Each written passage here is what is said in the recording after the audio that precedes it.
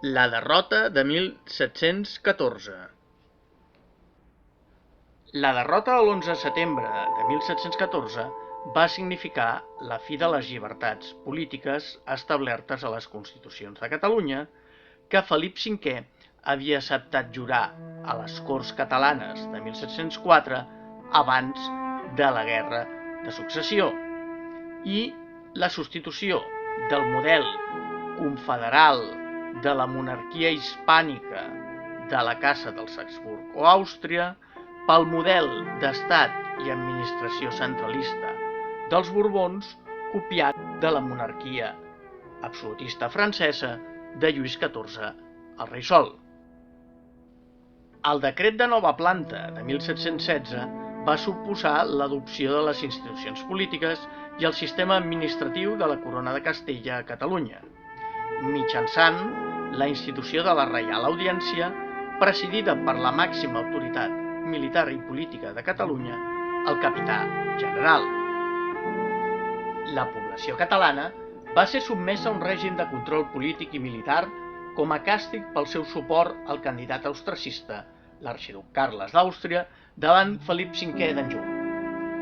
Els principals dirigents austracistes es van exiliar o van ser perseguits, detinguts, condemnats a galeres o executats, i els seus béns confiscats pel rei. Barcelona va estar sotmesa a un rígid toc de queda, es va prohibir portar armes a la població, es va obligar a la població a hostatjar els soldats del rei i ha d'arribar al barri de la Ribera per construir la Ciutadella,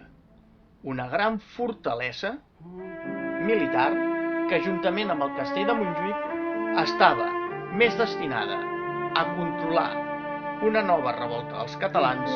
que a defensar la ciutat dels atacs enemics. Altres mesures foren la recomanació de fer servir el castellà en la litúrgia religiosa i l'ensenyament i l'obligatorietat de l'ús del castellà a la Reial Audiència i l'administració, que deixava el català com a llengua d'ús domèstic. La instauració de l'ensenyament primari obligatori en castellà per Carles III, un monarca seguidor de les idees il·lustrades, completaria la desfeta cultural vers 1768. Malgrat tot, l'ús de la llengua catalana es va mantenir amb dificultats fora dels espais oficials i acadèmics. La població va mantenir el català com a llengua pròpia, especialment la llengua oral en l'àmbit privat i familiar.